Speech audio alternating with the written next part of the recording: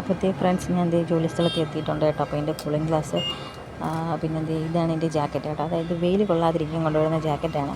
അപ്പോൾ ഇതാണ് ഞാൻ നടന്നു വരുന്ന വഴി. വണ്ടി വേറെ സ്ഥലത്ത് വെച്ചിട്ട് നടന്നാണ് വരുന്നത്. അപ്പോൾ ഇത് എൻ്റെ കസേര കേട്ടോ. വഴിയിലൂടെയാണ് രാഹുൽ മാങ്കൂട്ടത്തിലിനെ തെളിവെടുപ്പിനായി ഈ ഒരു ക്ലബ് 7 ഹോട്ടലിലേക്ക് കൊണ്ടുവരുന്നത്. തുടർന്ന് ഇവിടെ വാഹനം നിർത്തിയ ശേഷം വലിയ പോലീസ് സന്നാഹത്തിൻ്റെ അകമ്പടിയോടുകൂടി രാഹുൽ മാങ്കൂട്ടത്തിലിനെ അകത്തേക്ക് കൊണ്ടുപോവുകയാണ്. അകത്തേക്ക് കൊണ്ടുപോയി ഇവിടെയൊക്കെ വലിയ രീതിയിലുള്ള പോലീസ് സുരക്ഷാ കവചം ഒരുക്കിക്കൊണ്ട് തന്നെയാണ് രാഹുൽ മാങ്കൂട്ടത്തിലിനെ അകത്തേക്ക് കൊണ്ടുപോകുന്നത്. തുടർന്ന് ഇവിടെ വലിയ രീതിയിലുള്ള സുരക്ഷ പോലീസിൻ്റെ ഭാഗത്ത് നിന്ന് ഉണ്ടായി. തുടർന്ന് ഈ ഒരു ഭാഗത്ത് മാധ്യമപ്രവർത്തകർ ഇവിടെ തടയുകയായിരുന്നു. അവിടത്തെ പോലീസ് പൂർണ്ണമായും തടയുന്നു. സുരക്ഷാ സംവിധാനങ്ങളോടുകൂടിയാണ് പോലീസ് എത്തിയത്.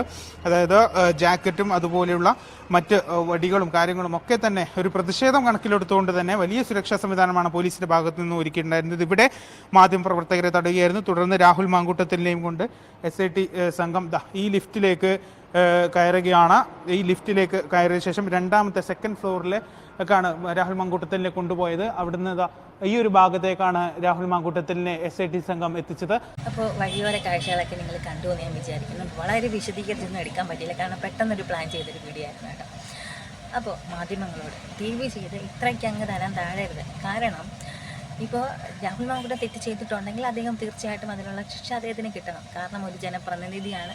അപ്പോൾ അദ്ദേഹത്തിൻ്റെ ഭാഗത്ത് നിന്ന് പല സ്ത്രീകളുമായിട്ടുള്ള ഉഭയകക്ഷി പ്രകാരമുള്ള ബന്ധമാണെങ്കിൽ പോലും ജനങ്ങൾക്കത് അംഗീകരിക്കാൻ സാധിക്കില്ല എന്നുള്ളതാണ്. പക്ഷേ മാധ്യമങ്ങൾ നിരന്തരമായിട്ട് ഒരു മനുഷ്യനെ തന്നെ ഫോക്കസ് ചെയ്ത് വേട്ടയാടുമ്പോഴാണ് ജനങ്ങൾ പലപ്പോഴും ചോദ്യം ചെയ്യുന്നത്. അതുകൊണ്ടാണ് ജനങ്ങൾ രണ്ട് ചേരിയായിട്ട് ഒരാളെ സപ്പോർട്ട് ചെയ്യുന്നു അല്ലെങ്കിൽ ഒരാളെ സപ്പോർട്ട് ചെയ്യുന്നില്ല എന്നുള്ള രീതിയിൽ വരുന്നത്. അപ്പോൾ അതുകൊണ്ട് ഞങ്ങൾ പൊതുജനങ്ങൾക്ക് പല സംശയങ്ങളുണ്ട്.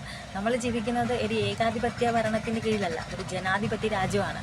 ജനാധിപത്യ രാജ്യത്തിൽ ജനങ്ങൾ തിരഞ്ഞെടുക്കുന്ന ആളാണ് നമ്മുടെ ഭരണാധികാരി. അപ്പോൾ ജനങ്ങൾക്ക് അഭിപ്രായം പറയാനുള്ള സ്വാതന്ത്ര്യമുണ്ട്. അപ്പോൾ അതുകൊണ്ട് നമ്മൾ ചോദിക്കുന്ന അഭിപ്രായങ്ങളെ നിങ്ങൾ അതിനെ വളച്ചൊടിച്ച് ഞങ്ങൾ അധിക്ഷേപിച്ചു എന്നുള്ള രീതിയിൽ കൊണ്ടുവരികയാണ്. അപ്പോൾ പല ജനങ്ങൾക്കും പല വിധത്തിലുള്ള സംശയങ്ങൾ ഈ കേസിനെ ആസ്പദമാക്കി തന്നെ ഉണ്ട്. അത് ഈ കേസ് ആദ്യം മുതലേ കാണുമ്പോൾ തന്നെ നമുക്ക് മനസ്സിലാവുന്ന കാര്യമാണ്. പൊതുജനങ്ങൾ ചോദിക്കുന്ന ചോദ്യത്തിനെ നിങ്ങൾ ഒരിക്കലും അധിക്ഷേപിച്ചു എന്നുള്ള രീതിയിൽ വളച്ചൊടിച്ച് കൊണ്ടുവരരുത് എന്നാണ് എൻ്റെ അഭിപ്രായം. അത് മാത്രമല്ല, ഈ കേസിനെ മാത്രം ഫോക്കസ് ചെയ്യാതെ മറ്റ് ഒട്ടനവധി കേസുകൾ ഇതിൻ്റെ പുറകിലുണ്ട്. കാരണം എന്ന് വെച്ചാൽ സ്വർണ്ണക്കൊള്ള കിടപ്പുണ്ട്. പിന്നെ ഇതിലെല്ലാം കഴിഞ്ഞിട്ട് ശബരിമലയിൽ 16 ലക്ഷം രൂപയുടെയാണ് തിരിമറി, അതായത് നെയ്മോഷണം, അത് കിടപ്പുണ്ട്. പിന്നെ കൊച്ചു കുട്ടികൾ, അതായത് പിഞ്ചു കുഞ്ഞുങ്ങളെ വരെ പീഡിപ്പിച്ച് കൊന്നവർ നമ്മുടെ നാട്ടിൽ സുഖമായിട്ട് നടപ്പുണ്ട്. അപ്പോൾ ഇങ്ങനെ ഒട്ടനവധി കേസുകളുണ്ട്. അപ്പോൾ ഇതിൻ്റെയൊക്കെ പുറകെ നിങ്ങളുടെ ശ്രദ്ധ ഒന്ന് വേണമെന്നുള്ളതാണ്. അപ്പോൾ നിങ്ങൾ എൻ്റെ ചാനൽ കാണുന്നവരാണെങ്കിൽ തീർച്ചയായിട്ടും സപ്പോർട്ട് ചെയ്യുക.